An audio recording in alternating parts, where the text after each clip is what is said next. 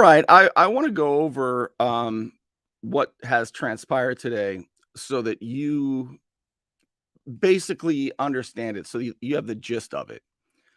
It is so important, I have learned, over the more than a quarter of a century of studying government that I've come to understand that if you can't explain something in a sentence or two, you probably don't understand it. So, my goal tonight is to help you understand what, the gist of this so that if your kids ask you or if anybody asks you, what is going on here? What is Trump being charged with? And you know, what what's the evidence and all of that? I want to make sure that you can answer that question in a couple of sentences. And I want to make sure that you understand the basics of it. I also want to draw some parallels, by the way, of what I've been learning in the federal courtroom and what I've seen in the persecution of Lynn Haven Mayor Margo Anderson and developer James Finch, because it's remarkable. I have 5 or 6 similarities that I want to share with you. Um, will you do me a favor? If you think that people need to know about this, I know that especially with a title like this, Facebook's not notifying people. I mean, look, right? So I'm asking if you'll be the notification because this is going to be worth it. I know there's a lot of, I don't normally talk about national politics anymore. I used to all the time before about 2015. But it's incredible how I put this headline up and Facebook doesn't notify anybody. So I'm asking if you'll please notify your friends, have them watch this. This is going to be important stuff. And I'll tell you up front, I said something the other day to somebody, and I'll just tell you right now. I how did I word this? I'm going to look it up. While people are joining us or not, I'm gonna look up exactly what it was that I said because it's so true. What you're not gonna get tonight or ever is partisan BS. But what you are gonna get is a way of understanding this. All right, so I had somebody want to, I guess, debate me or set me straight on the Trump situation. And forgive me, but I'm not going to engage with you. And my quote was, I don't debate partisan bullshit with midwits, okay? With people who think they're smarter than they are and whose allegiance is to a team rather than the truth. I don't do it. Sorry.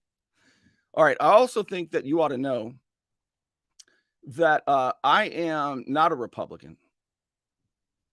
I've divorced the Republican Party twice.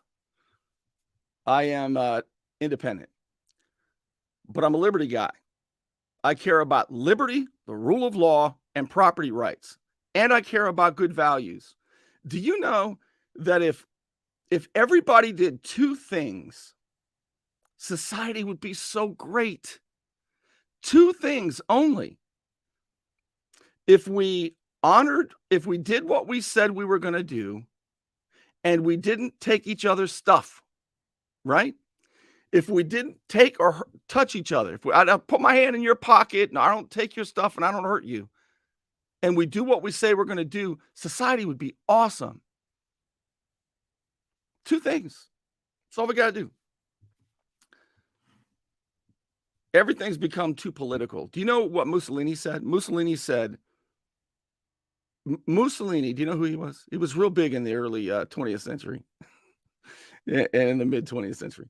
So Mussolini is the quintessential fascist, Italy. And he said his big thing was everything inside the state, nothing outside the state, and certainly nothing against the state. That's what Mussolini said.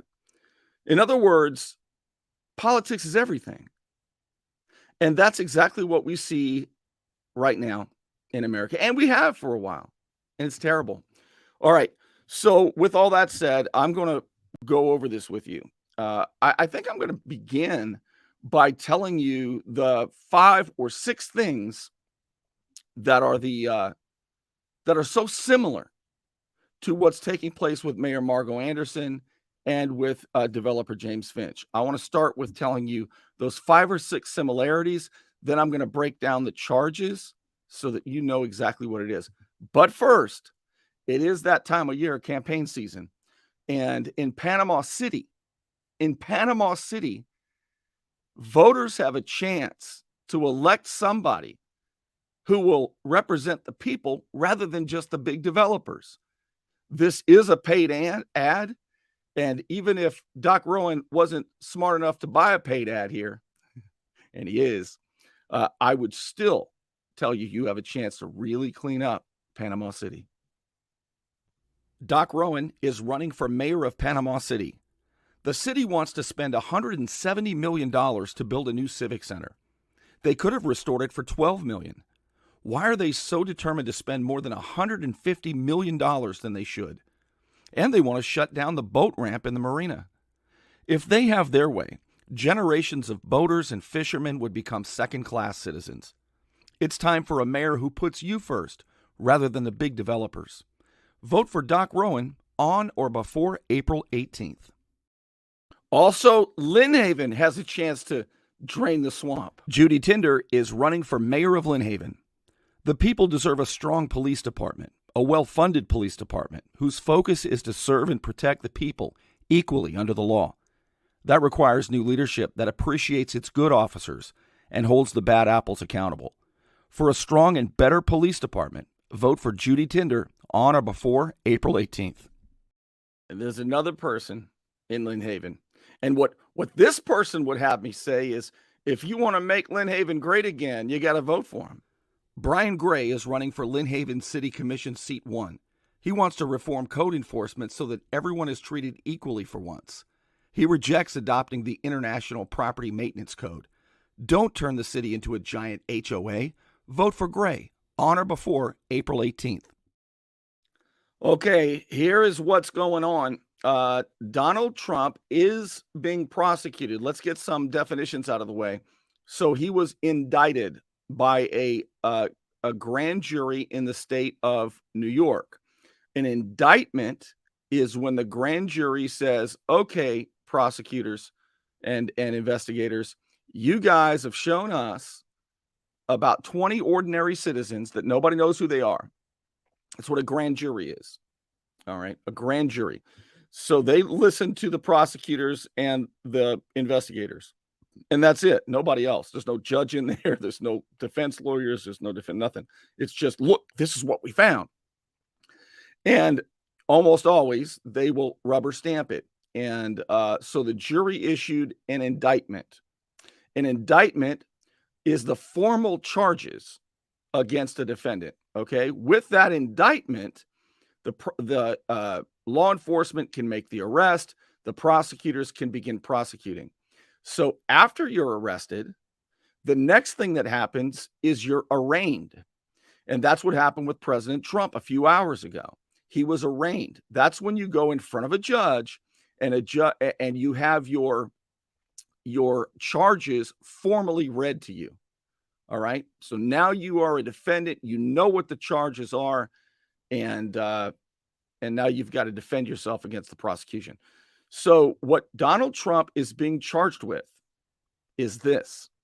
It's one thing layered on another thing. He's being charged with a state crime of falsifying business records with the intent to defraud. So that's the charge. He's being charged with falsifying business records in the state of New York in 2017. Now, the statute of limitations has run out, and we don't know why that was extended. All right. But the prosecutor, the state prosecutor, has gone farther than that. He says that Donald Trump falsified the business documents in order to cover up another crime, specifically to catch a catch and kill scheme to pay off people, namely Stormy Daniels, to prevent negative information a couple of weeks before the 2016 election in order to benefit in the election. All right, in order to basically tamper with the election. Now that's a federal crime. So, you know, this is a lot like what we've been seeing in the Margo Anderson, James Finch case, which I told you I was going to tell you the similarities, and I'll do that right now. So let's take a look at, and right now, since James Finch is the one facing trial, let's look at well, we could look at both of them. All right. So Donald Trump is being charged with crimes from 2017. That's what they're charging him with. James Finch is being charged with a crime in 2017. What they're both being charged with, number one, back in 2017. Number two, there's no evidence to support it. Number three, there have been devious prosecutors, specifically in the James Finch case, Stephen Coons, who has since retired, and in the Trump case, Alvin Bragg. All right. Then, I mean, this just goes on and on. Also, by the way, it's been played out in the media. It's been basically tried in the media with CNN, basically, and the other legacy outlets. But in Bay County, WMBB is the CNN. In this case, it is the CNN. I mean, and by the way, not only is there no evidence, because both have to show intent. This is unbelievably similar. Both prosecutors say that they can show the intent of Finch and the intent of Trump without any evidence, but they do have, each of them, they do have a witness, a main witness, and both of the witnesses are named Michael White and Michael Cohen. Michael Cohen is the one who paid Stormy Daniels. That was Trump's lawyer. He testified a while back that he paid Stormy Daniels $100 and some thousand in a settlement. Right? You call it hush money, but it's really known in the legal world as a settlement, with his own money, and that Trump never knew about it. Now, Michael Cohen took care of, imagine how many things Trump's business leading up to the election and even during the election had to deal with. Do you think it'd be a lot or a little bit?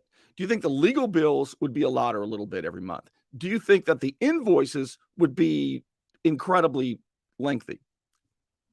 Right? So it's just, it's unbelievable. You've got Michael Cohen, who has said under oath that he did it and that Trump didn't know about it. Now he's saying something different. And you've got Michael White doing the same thing. These cases are incredibly similar. All right. So I just wanted to throw that out there before we get started. So you understand Trump's being charged with falsifying business documents with the intent to defraud. That's the state charge. And now Alvin Bragg is saying he is doing it in order. He did it in order to tamper with the election, to pay somebody off with hush money so that negative information about Trump didn't affect the election. Now, what is that? Right before the election, 2 weeks before the election. Now, what does that sound like to you? It's amazing, isn't it? Absolutely amazing. All right. And Alvin Bragg, the prosecutor, is saying that Trump did it with the intent to cover up the election interference. The 34 counts, you hear a lot about the 34 counts. This is very important. He's only being charged with falsifying business documents, okay, with the intent to defraud. That is the charge. But what they're doing is they're taking documents over the course of 9 months, and they are basically 4 documents over the course of 9 months, and they are adding 4 times 12. I'm sorry, 4 times 9. Hold on, 4 times 9. That's how you get 36 charges. Okay, these documents are things like invoices that his lawyer, Michael Cohen, sent him in 2017. For every one of those 9 months, that's one of the counts. For every one of the ledgers where they record the invoice and the payment, that's also a charge, account. All right. Also, the checks that were actually written to the law firm, to Michael Cohen, that is a count. So that's how you get the 34 counts. That's how you get the 34 counts. All right. It's one crime in 2017 whose statute of limitations is far gone, but that's how you get the 34 counts. Even CNN is calling it underwhelming. They thought there was going to be a whole bunch of big stuff in here. All right, so that's how you get that. Now, some of the questions that are raised are, where is the evidence of the intent? Well, I guess it's going to be just like in the Finch case. It's going to be a Michael. They're going to call a witness up there by the name of Michael Cohen against Trump, and Michael White against Finch. Another big question is, what is the justification for extending the statute of limitations, which I believe is 2 years. It might be 5. I'm not sure which it is. It's either 2 or 5, but it's been 7 years since 2017, since this took place. So here is, in one sentence, how Trump's main defense attorney explains it. He says, you've got a state prosecutor who's prosecuting a federal election law violation that does not exist according to federal election law officials. Federal election law officials said there was no crime. But a state prosecutor, Alvin Bragg in Manhattan, he is prosecuting a federal election law violation where the feds say there is no violation. That's the cover-up part. That's how they bring a misdemeanor to a felony. Is this amazing? So what I think I want to do, actually, I think I want you to, because I want you to hear it straight from the horse's mouth. I want you to hear what Alvin Bragg himself said. Let me get this queued up here. Let's hear what Alvin Bragg said today. Let's let him explain to you the catch and kill scheme. The catch and kill scheme was Trump tried to catch negative information that would hurt his campaign and kill it by buying off people and then saying it was to pay off his lawyer, but really it was a catch and kill scheme. Don't believe me? Let's take a listen to Alvin Bragg explain this, and it's important for you to hear it. All right, it's so important that we seek first to understand, and then we can go off on people, right? We should at least know the facts before we go misconstruing them. You know what I mean? Let's seek to understand this. And the best way to do it is let's see what the hell Alvin Bragg is saying that he's charging Trump about. Here he is.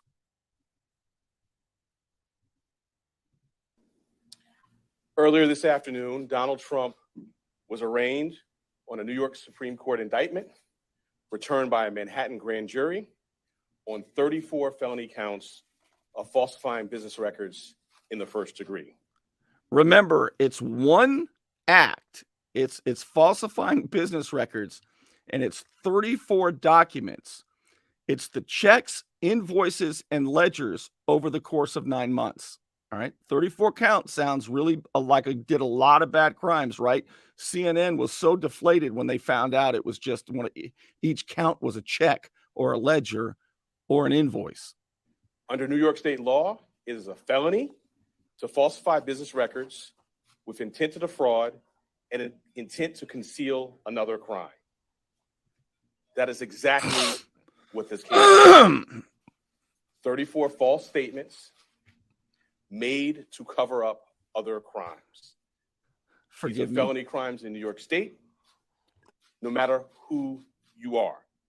We cannot and will not normalize serious criminal conduct. The defendant repeatedly made false statements on New York business records. He also caused others to make false statements. The defendant claimed that he was paying Michael Cohen for legal services performed in 2017. This simply was not true. And it was a false statement that the defendant made month after month in 2017. April, May, June, and so on through the rest of the year. For 9 straight months, the defendant held documents in his hand containing this key lie, that he was paying Michael Cohen for legal services performed in 2017. And he personally signed checks for payments to Michael Cohen for each of these 9 months. In total, the grand jury found there were 34 documents with this critical false statement. Why did Donald Trump repeatedly make these false statements? The The intent. evidence will show that he did so to cover up crimes relating to the 2016 election. Donald Trump, executives at the publishing company American Media Incorporated, Mr. Cohen, and others agreed in 2015 to a catch and kill scheme. Whoa. That is a scheme to buy and suppress negative information to help Mr. Trump's chance of winning the election. Now, just think about how crazy it is, right? Now that we know what we know about certain things. 2 weeks before the election. I mean, I didn't realize that WMBB is involved in a catch and kill scheme. How much have they been paid to suppress information? I know they do it with elections all the time, especially since they are partners with Neves Media, which right now, do you know that Neves Media is creating the campaign literature for Panama City mayor and candidate for re-election, Greg Brudnicki? WMBB, by extension, is doing that with their partner, Neves Media. Is that amazing? WMBB is involved in several catch and kill schemes, in my opinion. That explains a hell of a lot. I learned a lot from Alvin Bragg today. As part of this scheme, Donald Trump and others made 3 payments to people who claimed to have negative information about Mr. Trump. To make these payments, they set up shell companies, and they made yet more false statements, including, for example, in AMI, American Media Incorporated's business records. One of the 3 people that they paid to keep quiet was a woman named Stormy Daniels. Less than 2 weeks before the presidential election, Michael Cohen wired $130,000 to Stormy Daniels' lawyer. That payment was to hide damaging information from the voting public. Okay, remember Michael Cohen, right, was Trump's lawyer. He was Trump's lawyer, handling all kinds of stuff, right? He's the one who paid the settlement with Stormy Daniels, which happens all the time and is legal. You can call it hush money or whatever you want to call it, but that's what that is. What was my point? I just wanted you to know, in case you didn't know, who Michael Cohen is.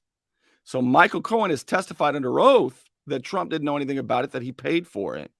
And now the main witness for the prosecution, just like Michael White over here, Michael Cohen over there, is, I mean, He's already said one thing under oath. A terrible witness. The participant scheme was illegal. The scheme violated New York election law, which makes it a crime to conspire to promote a candidacy by unlawful means. Notice that he's talking about federal elections now. And again, Trump's lawyer said, and I thought it was very illuminating. He said that you've got a state prosecutor who is prosecuting federal election law where a crime does not exist according to federal election law officials. Even CNN is saying this is underwhelming. They thought there were really going to be 34 counts of all kinds of criminal activity. The $130,000 wire payment exceeded the federal campaign contribution cap, and the false statements in AMI's books violated New York law. That is why Mr. Trump made false statements about his payments to Mr. Cohen. So that's the intent. He has to simply prove. say that the payments were a reimbursement for Mr. Cohen's payments to Stormy Daniels. To do so, to make that true statement, would have been to admit a crime. So instead, Mr. Trump said that he was paying Mr. Cohen for fictitious legal services in 2017 to cover up actual crime committed the prior year. And in order to get Michael Cohen his money back, they planned one last false statement.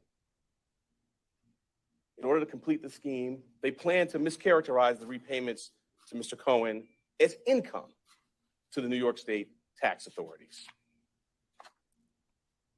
The conduct I just described and that which was charged by the grand jury is felony criminal conduct in New York State. True and accurate business records are important everywhere, to be sure. They are all the more important in Manhattan, the financial center of the world. That is why we have a history in the Manhattan DA's office of vigorously enforcing white-collar crime.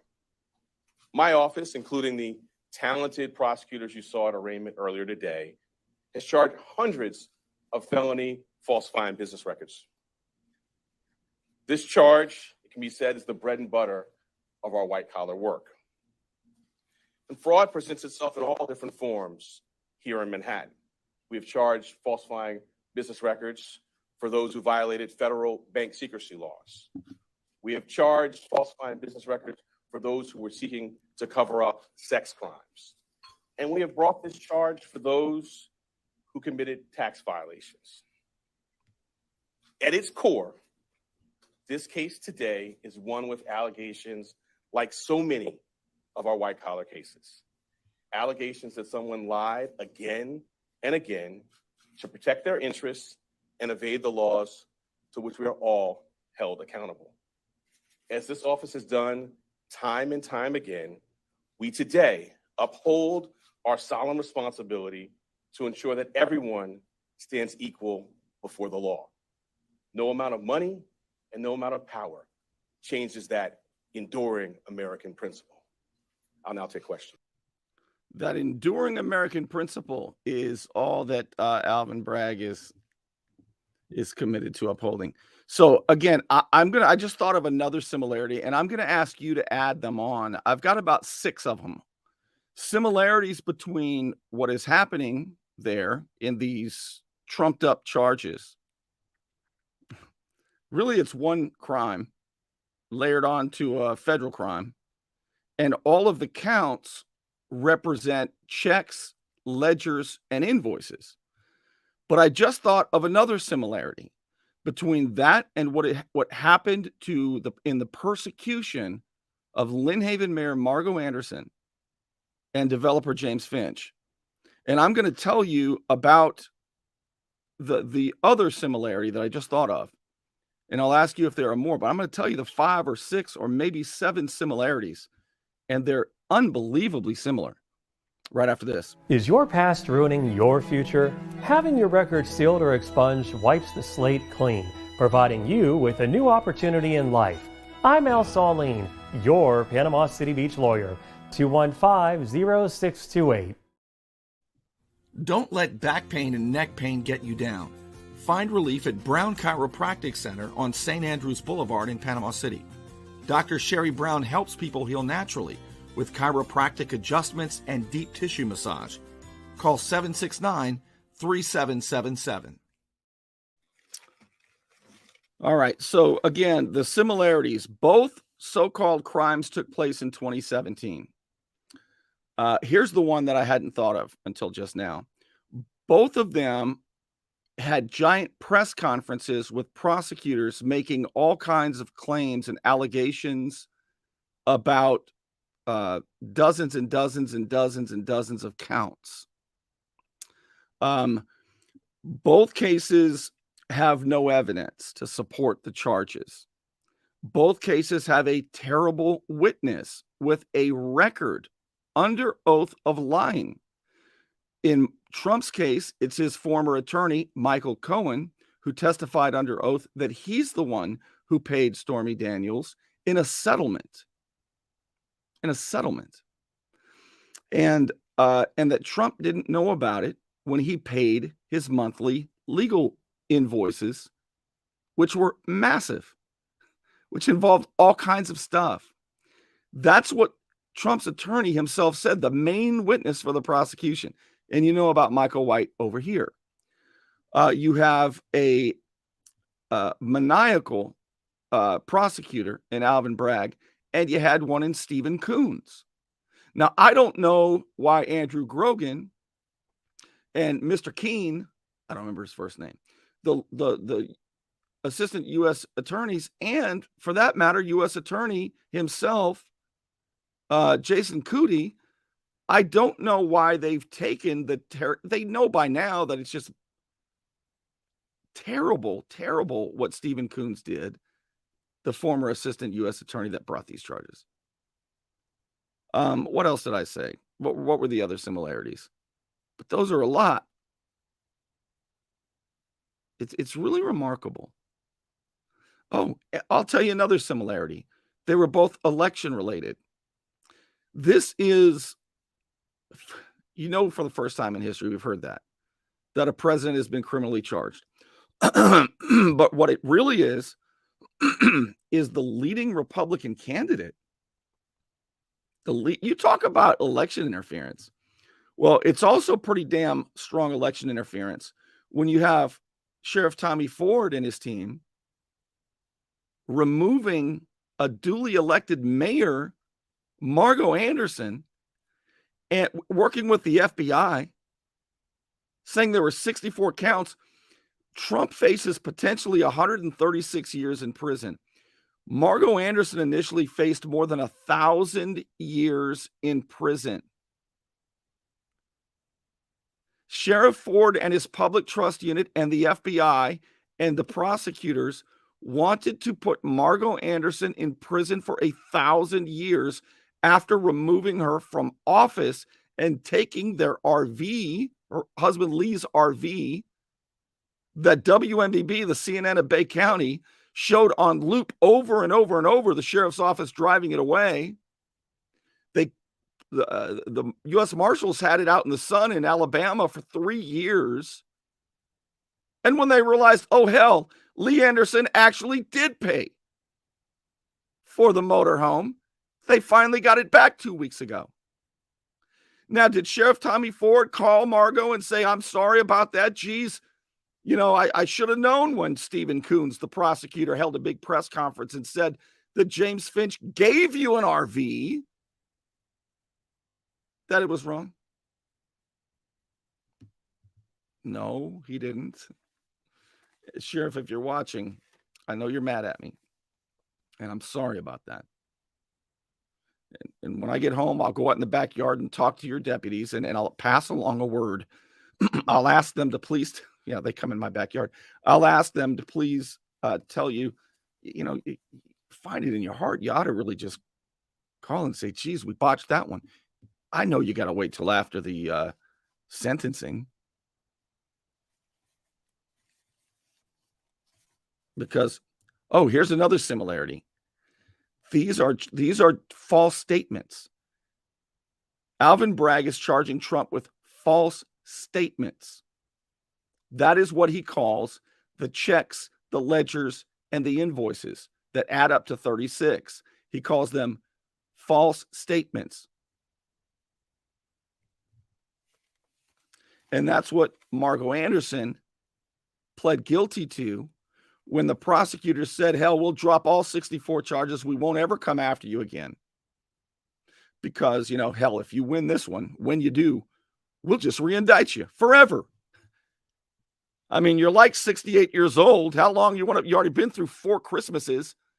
You might as well say you met Mickey White in October rather than December of 2018. And things will be better for you. And you get your RV back. Yeah, but the people of, you talk about, she was charged, she and Finch, with defrauding the people of honest services, not with stealing, with defrauding, because they were saying that Finch had her on a string like a puppet because he gave her an RV and she was floating around on his yacht right after the hurricane. He didn't have a yacht at the time, and that was a lie from beginning to end, as was the RV, all of it.